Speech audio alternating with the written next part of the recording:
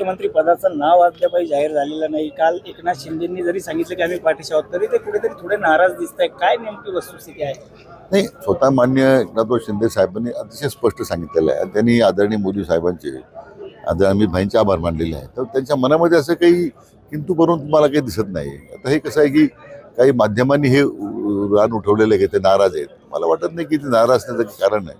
अतिशय मोकळेपणानं पक्ष नेतृत्व जो निर्णय देईल तो मी मान्य करील, अशा प्रकारची भूमिका त्यांनी घेतलेली आहे. मुख्यमंत्री कोण होईल असं तुम्हाला वाटतं?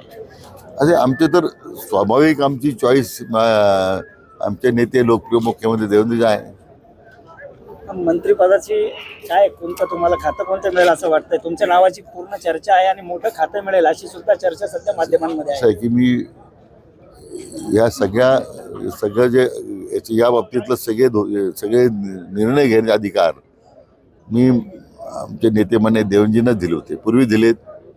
तर मग मी म्हटल्याप्रमाणे वेगळं मागायचं कारण नाही. पक्ष नेतृत्वाबद्दलचा जो माझ्याबद्दल विश्वास आहे, निश्चितपणे चांगली जबाबदारी देतील याच्याबद्दल माझ्या मनात शंका नाही आहे.